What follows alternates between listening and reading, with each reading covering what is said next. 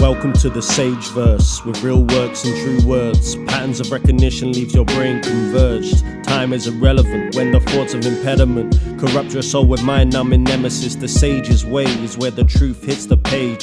Turn your soul into a library in the name of knowledge and discovery. We seek out reality to be gone of human apathy.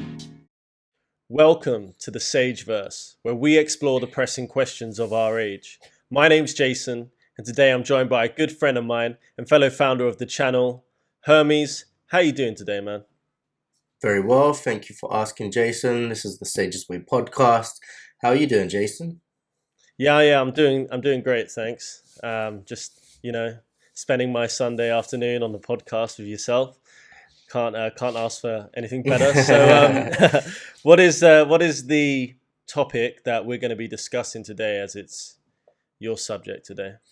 Okay, so I thought it would be an interesting one to discuss. I suppose the difference between spirituality and religion. I guess we can go into various themes, how that's adapted over time. We often talk about ancient Greek philosophy and ancient Rome as well. As you'll know, they were more polytheistic. In the modern day, the kind of leading religions are monotheistic. And I guess a lot of philosophy is also linked with religion, like things like Taoism and Buddhism. They more like to characterize themselves as a philosophy rather than a religion. So I guess kind of we could talk about our own individual journey with it, discuss what we feel the difference is, and see where it kind of leads us. Not too structured with it this time. Would you like to go first with your personal experience, or would you like me to go first? I'll shed a few ideas on where I stand regarding religion and spirituality. So I guess I was raised traditionally Catholic, but I wouldn't go so far as to say we were religious in that we were churchgoers on Sundays. It was very much the case that I did my communion. I haven't done my confirmation, but I was raised Catholic. I grew up in a Catholic family. But as far as religion goes, I wouldn't say that we were religious. And I'm sure a lot of other Catholics and Christians might also share this similar idea that you're born in that family, but maybe you don't go to church, but perhaps the idea of God is still very much present, but you're not practicing your faith as you should. Now, that's where I would say that was what my growing up phase was. My childhood was set around that. I went to a Catholic school, so I was exposed to religion there.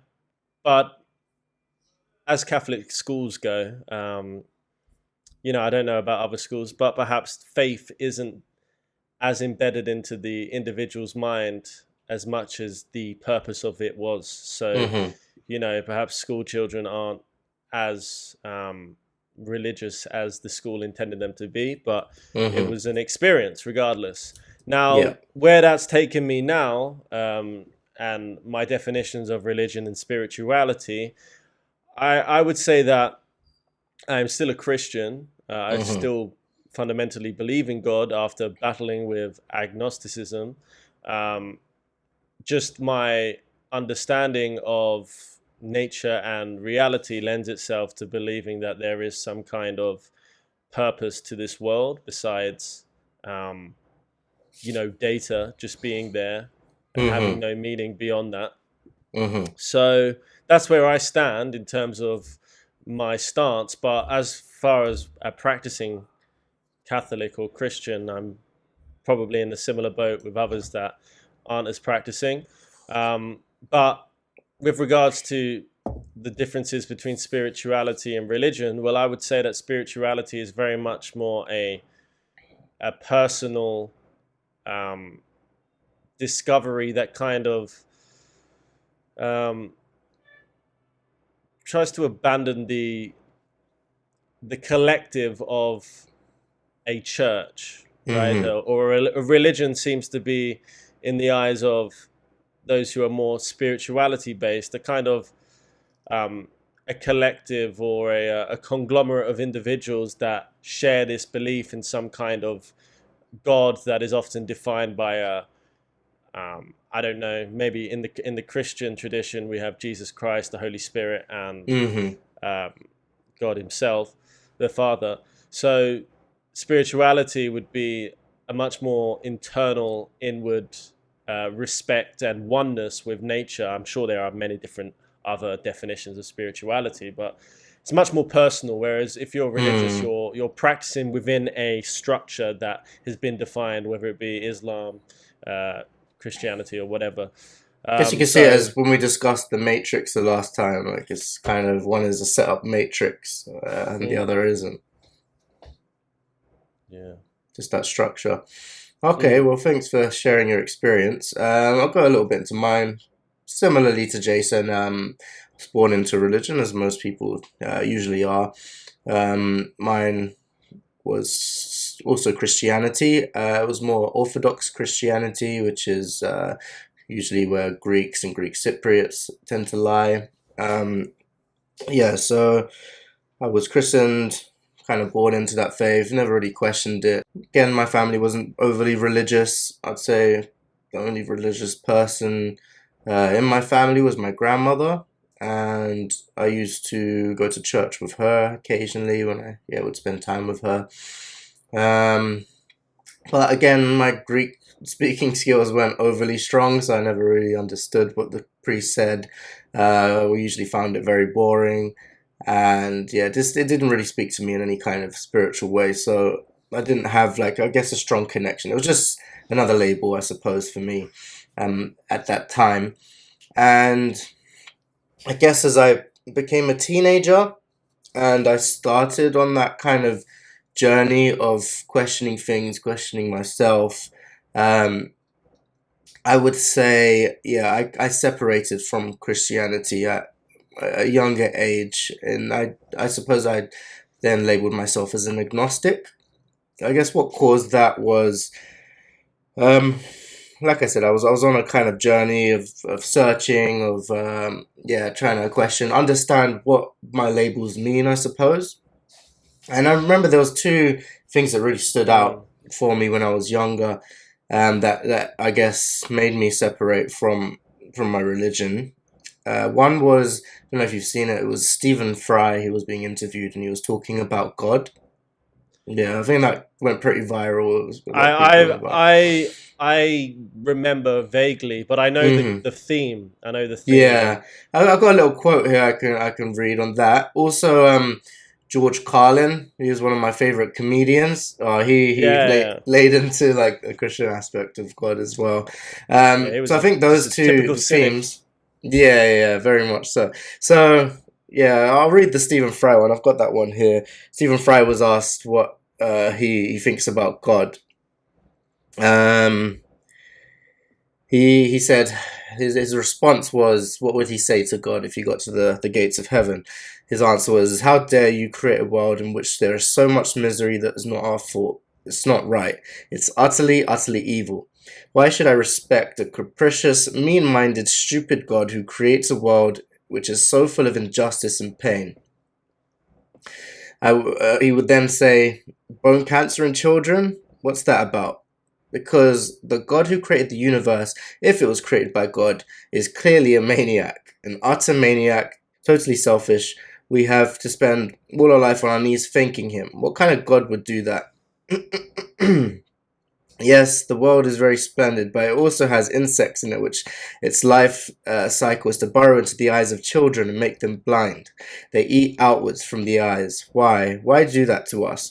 You could easily have made a creation in which that didn't exist. It's simply not acceptable. It's perfectly apparent that he is monstrous, utterly monstrous, and deserves no respect whatsoever. The moment you banish him, your life becomes simpler, purer, cleaner, more worth living, in my opinion. So he was, yeah, very much an atheist, kind of sharing his kind of cynicism on God.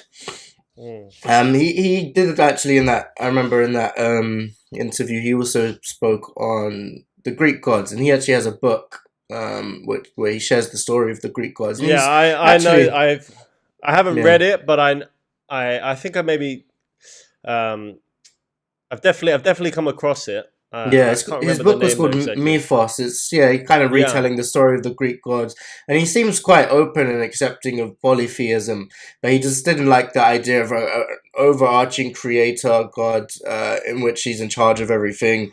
You can see his cynicism there. He's very, I'd say, atheist. And then with the George Carlin thing, again, he was very political in his comedy stand-ups, and he had very, very good takes. And yeah, he has this one where he talks about God and basically I guess, the prophet of the church. He's Mm. very cynical in regards to that. So I'd say that was the two things that stood out for me when I was younger, in which I was then more open to, I guess, disidentifying with Christianity for myself. And then, yeah, I went into being an agnostic, I suppose. Saying like, an agnostic, you could say, I can't prove or disprove God. So I'm just kind of in this middle balancing Perhaps place. Yeah, that's that where I chose to be rather than an atheist. I never identified as an atheist. So that was kind of the starting position of my perhaps God. that's where faith comes in, right? Mm-hmm. The idea of not being able to have all the facts by Mm-hmm. by virtue of the fact that we did not create this place, so we can't um, possibly understand what those facts were at the beginning Mm-hmm. of time, right? So for us to be able to assume what they are, we can't. And you could say that blind faith, well, all faith, well, perhaps not all faith, but faith in relation to God is blind because we Mm-hmm. don't know who the creator or designer is. Yeah. So, in that sense, perhaps that is the reason why faith is important. Mm-hmm. Just to give credit to that, and just to give some comments on, Stephen Fry. Stephen Fry, Yeah. Stephen Fry's monologue there about what he thinks of God. It's an I, interesting one. I mean, I've heard it in all different forms. I've heard it from Christopher. Is it Christopher Hitchens? Maybe I'm off. Maybe I've got the name wrong there because there's a filmmaker that's also got a similar name. Um, Yeah. yeah, Richard Dawkins. It's very. I I'm very well aware of that attitude and that opinion of God, Mm-hmm. and I suppose from my perspective, um, as a counter argument to that, I think Mm-hmm. that if we are to take into consideration the creation of the universe, or not Mm-hmm. necessarily the universe, but of humankind and everything within it, if we are to accept that there is goodness, then um, what comes along with that, unfortunately, in this reality that so exists, which is a product of God's creation, is also evil, which is Mm-hmm. supposedly the representation of satanic influence that Mm-hmm. exists. Now, if we take that idea and say that, well, all evil and all that which we consider bad, or that which the human being is instinctively uh, has the instinct to know that it is bad by virtue Mm-hmm. of our response and our general common morality, well, that exists within us, and that is a form of evil that is embedded within this world that God has allowed. Now we have to Mm-hmm. ask ourselves, why has God allowed this? And there are, Christian theologians that have argued the point that vice or evil exists in the Mm-hmm. world for one purpose, for one form of purpose, which is to cultivate virtue, Mm-hmm. where vice gives us a comparison to virtue, right? The evil in this world gives us something to compare that which is good. And because we're not in heaven, so to speak, we're Mm-hmm. not surrounded by goodness as a complete form. Rather on earth, we are flawed by definition, born with original sin. So the for reality to exist, the Christian model or the biblical model is entirely dependent on evil existing and human beings trying to find goodness and cultivate goodness. It's almost like a struggle, a battle that exists. So in some sense, the point of view that Stephen Fry is saying is that, well, why would you create an earth, or why would you put human beings on this planet where they have to struggle and deal with evil if evil exists, right? What sort of maniac is God if that is what he's produced? And that's the argument he's taking. But I think so yes, he's putting the whole blame of things onto God. Yeah, but we don't have the knowledge or the understanding of what God's intentions or higher vision for us was. So for us to comment and judge on what his purpose is, if it is the case, I think is beyond us. So something might have the perspective of being dark in that moment, and then it makes more of a sense in a greater story, I suppose you could say. Is that what you're saying? Well, I don't know what it is. I'm just saying that whatever the vision or purpose that the picture that God and the plan that God has for us, we don't know. So one way that, again, assuming that vice exists in this world for us to cultivate virtue, is just a theologian's perspective to try and understand the problem of evil. Because you either have that perspective or you have Stephen Fry's perspective, which is, well, this is crazy, right? But the you know, people like Augustine and what's his name, St. Thomas Aquinas, they saw evil as a way to cultivate virtue, to understand. Because again, the forbidden fruit, right? If we are to take the Bible for its true word, well, Eve ate from the tree of good and evil, which was the tree of knowledge, right? So it gave human beings the understanding and knowledge of good and evil. If Eve did not do that, right, or if she was not tempted by the snake to eat from the tree of knowledge, then we wouldn't have an understanding of what good and evil is. Supposedly we would just be living in would be living in, well, whether we would be living in the same reality or not is up for question. But arguably, that was one of my issues. The knowledge. I'd say that was also one of my issues with Christianity when I was younger. That idea of good and evil, I suppose, the labeling of those things. Same with, like, I guess, some stories, you would have always the good character and the evil character. I just always think life is a bit more complicated than that.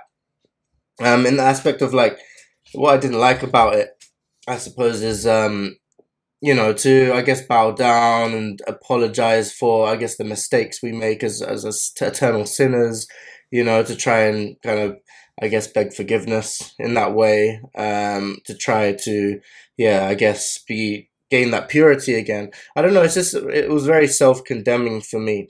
And again, when I say about it being more complicated than that, I usually see any kind of act of evil as a projection of what's happened to that person, if that makes sense. So, for example, if someone was, I guess, sexually abused from a young age and then becomes a sexual abuser in their older age, there's something complex that's happened there. Or to, like, just label that person as kind of evil, or the act as evil, I suppose, or under the influence of the devil, or something. Hurt people, right? Yeah, hurt people. Yeah, I've mentioned that in another one. But I understand the idea of it. I'm actually hoping, because you're quite open to Christianity, Catholicism, and stuff. So I've kind of, on my journey, I'll go back to my journey a little bit. I kind of then went on that search. After I became kind of agnostic, I went on that search for different kind of religions, different things. And I've opened myself up to a lot of things, but I've never gone back to Christianity. So I'm hoping I suppose open my mind up to it a little. It's the last kind of thing. Because I think when you're born into something, and obviously you have to rebel against your parents to, or rebel against family to allow yourself the right to have that journey of self. And my definition of, I guess, comparing spirituality and religion is, one is like following a code, which is religion, like following a set of rules, following a code. And one is, I suppose, developing your own moral compass, having your own spiritual personal journey.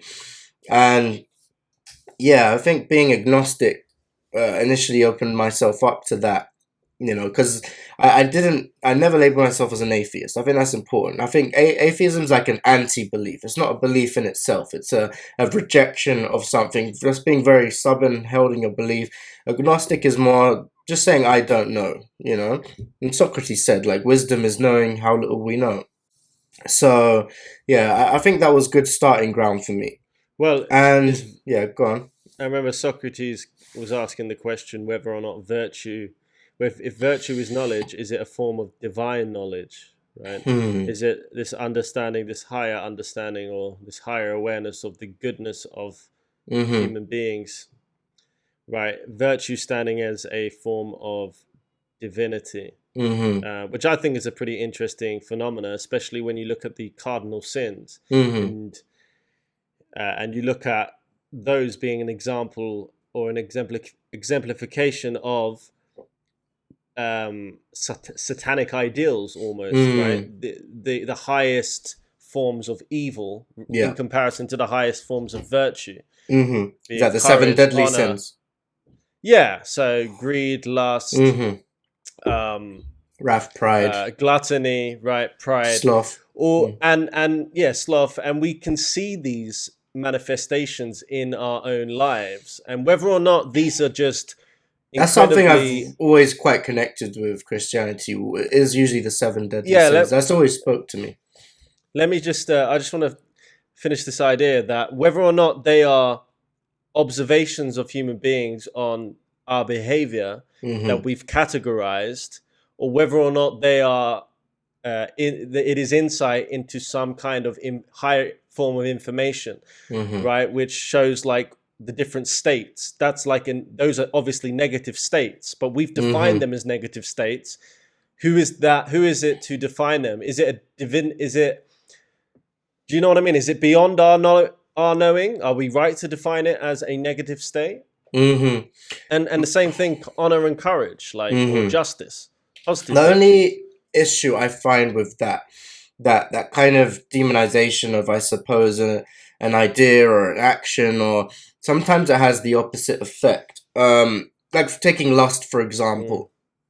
For example, the very strict priest, usually the Catholic, due to lust, he, I suppose, severs his connection with sexuality at all. They don't have sex, if I'm correct in my thinking.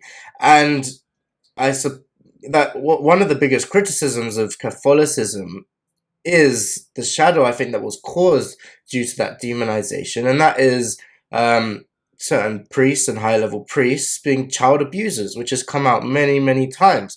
And I honestly believe that is because they have repressed their sexuality, which is a very primal, strong force, and there is a way of having a good connection with that.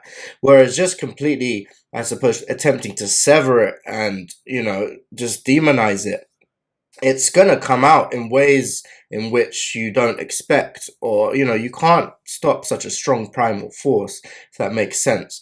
And yeah, I mean, it's something we've seen quite a lot. And I've also heard, I lived in Thailand for a few years, like I've heard similar things in regards to monks. I think certain repressions, and I think usually repressions are caused because of demonization.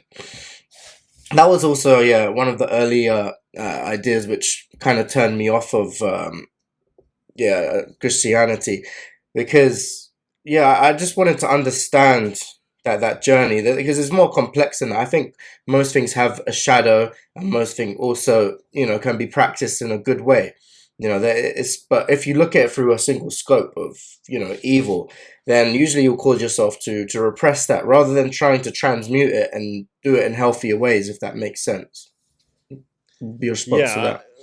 No, I know I know what you mean regarding the idea of repression. And perhaps this can apply to a multitude of things, right? The idea of sexual repression, it's a sin to have sex before marriage, things like this. If we're going to actually take the information that's given to us and interpret it the way that practicing Catholics supposedly uphold, which is the idea of not having sex before marriage, when a teenage boy and a teenage girl are, I think, when they're at when we were 15, 16, you're at the highest point of testosterone, trying to have control drive that inside of you. So no, but then, so that is this primal urge that exists within human nature, right?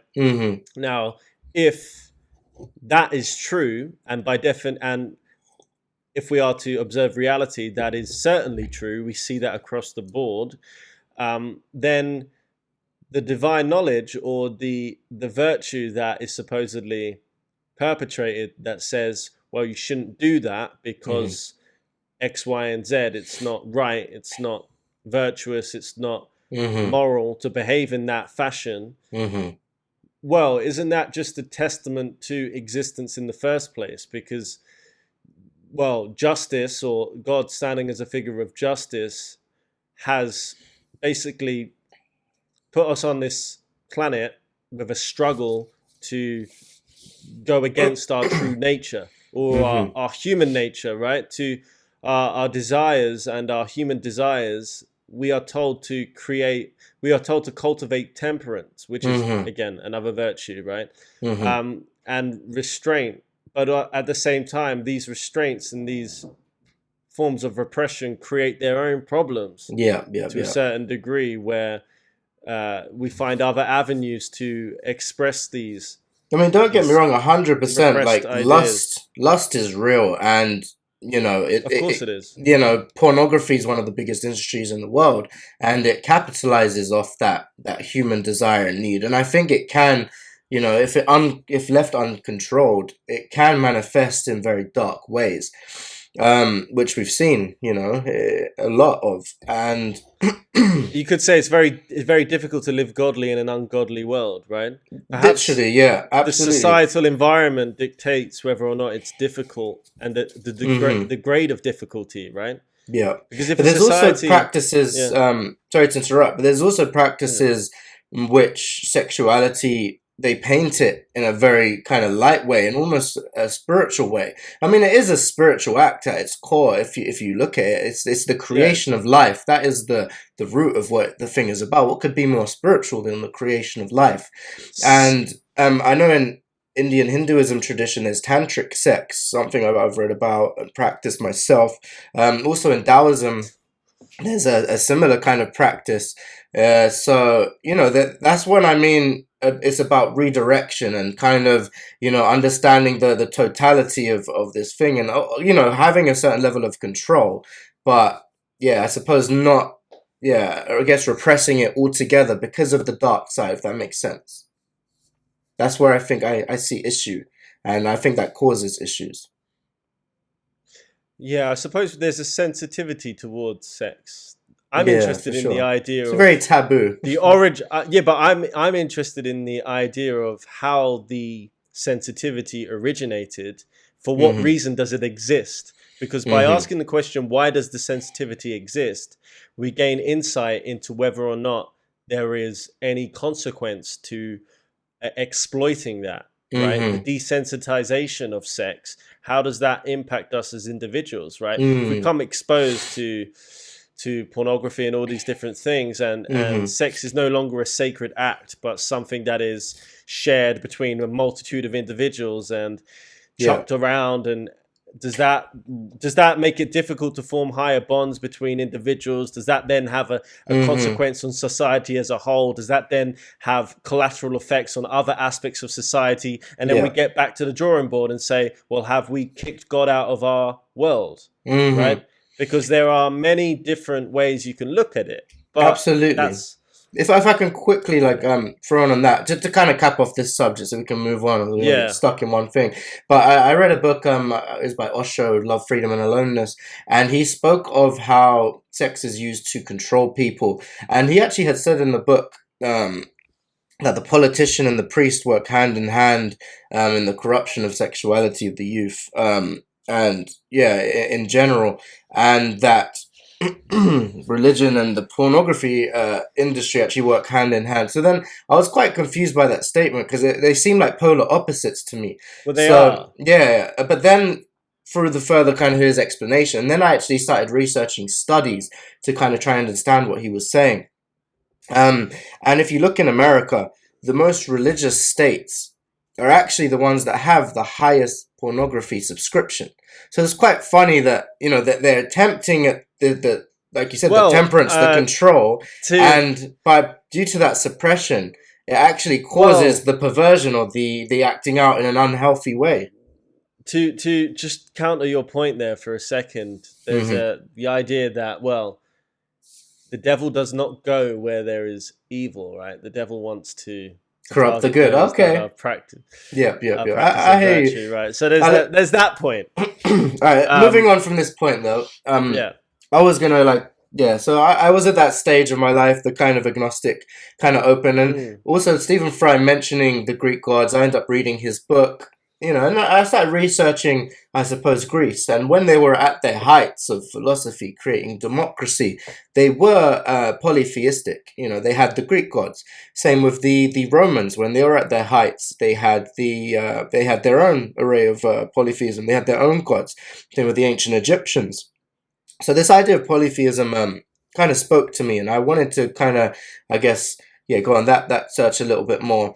And I like the idea of, I suppose, godly figures, kind of having a kind of archetype theme in which you can connect. So, it's, for example, if someone like myself wanted to be a writer, my favorite Greek god was Hermes. This is the caduceus, Hermes' staff. It kind of like it basically spoke to me personally. Whereas, if someone wanted to go in another direction, there's kind of gods for all different themes and archetypes, and whether that you see them as kind of real or not, they're kind of very metaphoric, and you can, I suppose, have a connection with them to, I suppose, better yourself and strive to greatness in whichever field you would like. So I just liked it for that kind of Mm. reason. And on that search, it kind of took me to Hermeticism as well, which I'll go on to after. I'll let you kind of, I suppose, say your point about polytheism as well. What were your thoughts? Because you're Italian, I'm so sure you've kind of had a knowledge of the Roman kind of gods. Our Hermes was your Mercury, for example. There was a lot of similarity. Yeah. I think, yeah, regarding the Roman gods, it was just springing to mind. I think that a lot of the statesmen, and like you said, whether they're real or not, I think the majority of the Roman statesmen at the time believed that um, the Roman gods did not exist and were merely Hmm. tools by which to further their political plans. For example, they would often use, um, for example, the support of a particular god. Like they would say they had a dream that Neptune came to them and said that if you attack by land at this point, at this time, on this day, Hmm. you will be successful and victorious. And they would Okay. often use these plans in order to justify their reasons for going to war. So the Hmm. gods almost were actually an early form of intelligence Interesting. for Roman generals to use to go to Hmm. war, which is an interesting idea. And I think that, yeah, they were far more representative, right? They were representations of excellence in some Hmm. sense. So that's what Yeah, I like that I the think. themes and the stories are almost, if you look deeply into them, they're telling the story of the world. Like the first in the story of the Greek gods was Uranus and Gaia, which is basically just earth and sky. And then yeah, you could continue on, lightning, Mm, sea. They link with all the planets, like I said, Hermes and Mercury. The reason he's called Mercury is because that's the planet of communication, supposedly. So it's very astrological. It's kind of trying to, their attempt of telling the story of the universe and having a connection with the whole. I think in a way, um, which I mean, having if you look at it as a testament to the Romans and the Greeks at the time, that was when they were at their heights. And I usually think faith has an influence on your kind of overall overarching life. And same with the ancient Egyptians, to rise to such great heights, we've seen it kind of again and again and again. I suppose all of them had a fall, Well, but every empire does fall. But to rise to such heights, it also has to be kind of attributed to the faith and the similarities between those three faiths, no? well, for me, what signifies it is the human search for meaning and Mm, purpose, right? And we use representations of God or representations of excellence in or representations in whatever form that looks like yeah. as a way of striving for purpose, because a human being without meaning or a human being without purpose is devoid of any meaning to live on this planet, right? And that's Mm-hmm. when we fall down the nihilistic route of not being able to live um, with a sense of, why am I here? And if the answer to that question is there is absolutely no reason as to why you are here, Mm-hmm. then is there any reason why I can't kill myself? It Mm-hmm. starts raising those kind of questions, Absolutely. which I think having some um, kind of faith is important. Some kind of belief, some kind of because if you guidance. take that if you take that rationale, right, and say, well, if there's no reason to live on this planet, then Mm-hmm. that completely closes the door to morality in Mm. some sense. And It doesn't purpose. open the There's door no to define direction. your own. Yeah. It doesn't really open the door to define your own, because, well, if nothing has any meaning, then the morals that you create by definition don't have any meaning, Mm. right? So it just closes the door, and every action is just another method in this never-ending universe, right? Yeah, yeah, Which yeah. is meaningless. Which is why I kind of I started as agnostic. I didn't want to say, okay, because I've got these criticisms, I just want to close off completely. So like I said, on that journey, I kind of looked at the difference in monotheism, polytheism. Hermeticism is something that spoke to me very deeply. That goes all the way back to kind of ancient Egypt, when Greece and Egypt were kind of, I guess, living in the same environment. Alexandria was created due to that. Cleopatra, she was Greek.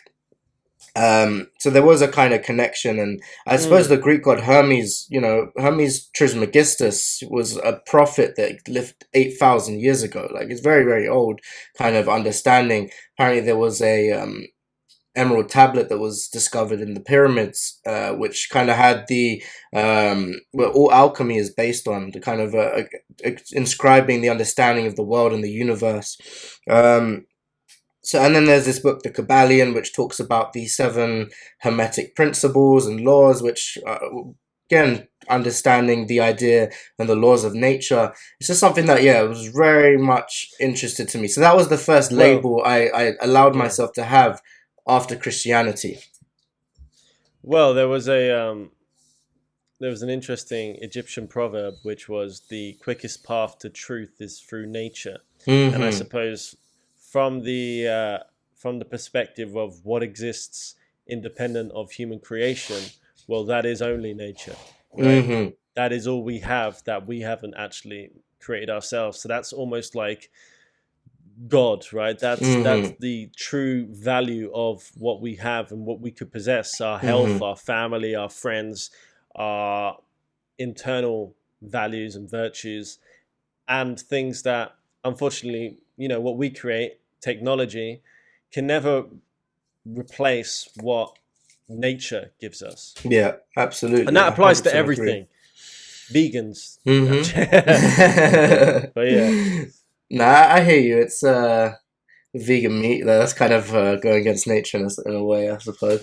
Um, yeah, but moving forward, so I was around that stage, and that's right before we both had gone to China, right? That's when we kind of met. That's Mm. where I suppose I was at, that kind of on the spiritual discovery, kind of open to certain ideas and things. Um, and during that year in China, um, where we studied anyway, there's two sects of Chinese martial arts. One is the Shaolin, and one is Wudang. So the Shaolin is Buddhist, and Wudang is Taoist, essentially. So we're living in the Wudang mountains. When we climbed, you see various Taoist monks. So I was very interested in learning more about the Tao and Taoism, and yeah, in that year of exploration, we would study the Taoist book, the Tao Te Ching, every Sunday during our tea ceremonies, kind of discuss it. So I was learning about that. And Mm. I found it actually had a lot of similarities to Hermeticism. And funnily enough, I remember when we first met, we were going on a like long walk throughout town, if you remember. And we met I this do remember. strange. I We do were just remember. talking and walking randomly. We met this kind of strange lady who invited us to her house. Do you remember that? Oh, I do remember. And Yeah, she had that map on the wall of like the human body, right? exactly. Yeah, she of all the kind of meridian points and things like that. And then she actually gave me a book which was about Taoism, and it had this symbol on it, the caduceus, and it discussed both Hermeticism um and Taoism and their link. And I was like, wow, what are the chances of that? Like, I took that as a kind of, I Well, guess a it's a message. transhistorical truth to some degree, but Yeah, because what you were identifying were transhistorical truths, hmm ideas that manifest in different places, but of the yeah. same nature. And it's funny when your mind is kind of attuned to something, and you tend to, it's like a radio signal. You kind of get discovery through your everyday life when you're kind of interested in studying something. Well, it's, yeah, human insight, Mm, enlightenment, yeah, awakened because to certain ideas, one of whatever the you want to laws in call it. Hermeticism is the law of polarity, which is just that everything has kind of two polar opposites, but they exist on the same spectrum. So that idea of the yin and yang, and Mm. similar to Chinese Taoism, that is the symbol of Chinese Taoism, the yin and yang. So there was a very strong link there. And I guess after my year in China, I was honored with being offered to become a disciple, which actually meant I would become a Taoist. So it was like a whole ceremony. I had to kind of learn Chinese and speak kind So of you're a Chinese and Taoist now. vows. Well, yeah, I suppose in a way, but with Mm. Taoism, it's not similar to like having one religion. It's quite open. It sees itself more as a philosophy.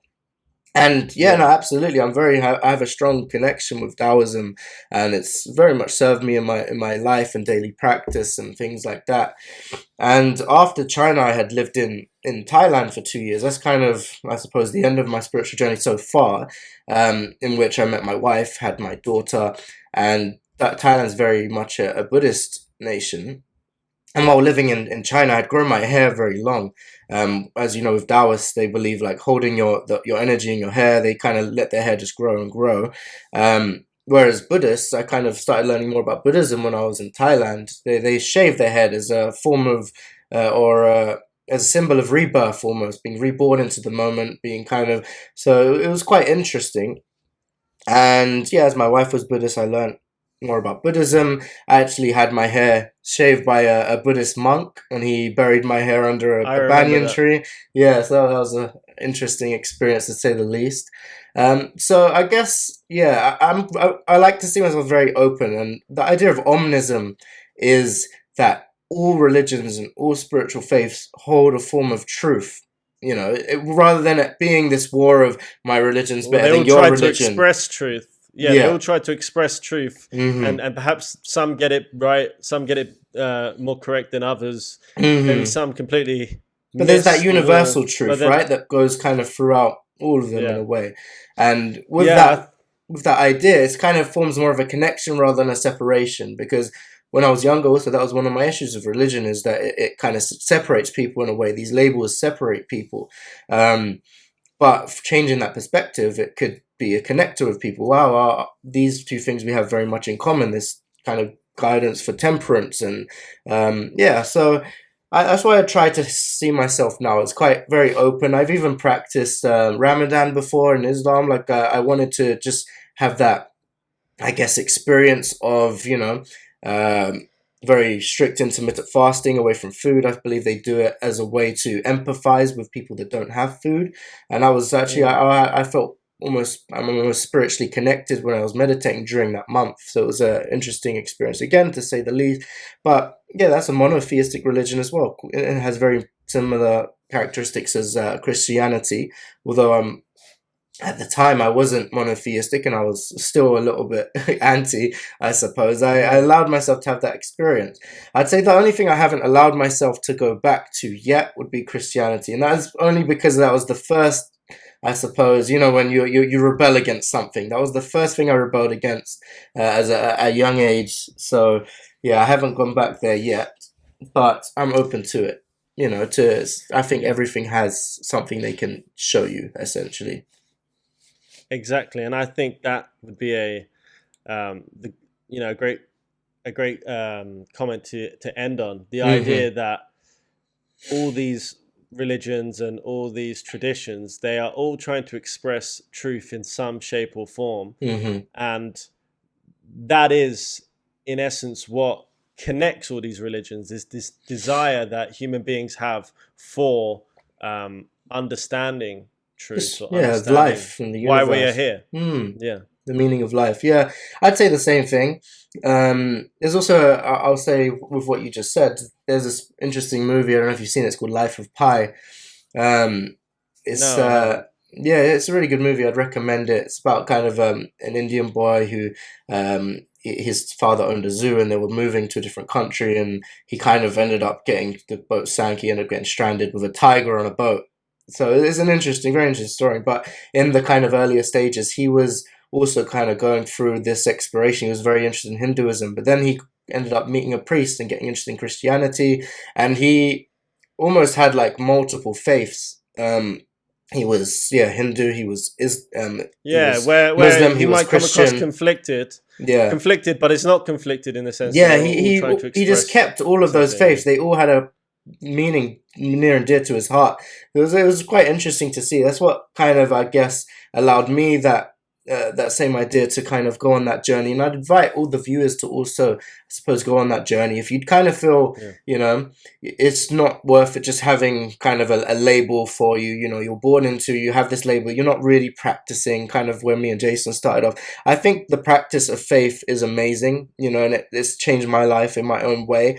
And I would invite you to, try different spiritual practices. Allow yourself to kind of go on a certain level of journey. It is a practice at the end of the day. It's not supposed to just be a label that sits there. It's a practice, and unless you kind of attempt to utilize that practice, you're never going to really know if it works for you or if it doesn't. So I would say to kind of allow yourself to go on that journey. Cool. Yeah. So I think we'll end on that, because we'll end it there. I hope you kind of enjoyed the discussion. Our next episode is our 10th, which means it's kind of a special edition. You hear me and Jason talk about China quite a bit. That's where we met. It's kind of an interesting thing to do, to kind of move all the way to China, to have an experience of like living on Taoist Wudang Mountain, away from society. So as a special edition, as it's our 10th episode, we're going to discuss that kind of journey. So you have that to look forward to. And just to finish, thank you very much for listening. Thank you for watching. Hope you enjoyed the topic. And please subscribe, please like the video, share with your friends, share with your family, and pretty much it. Peace out. Peace out, guys. Welcome to the Sageverse. Please just observe the birth of this creative surge, for the purpose to leave hatred purged and replaced with words that will make you learn to take your place on earth. And once you've taken your place and found your greatest of traits, cultivated the day, this will be making you say, this is the Sage's way.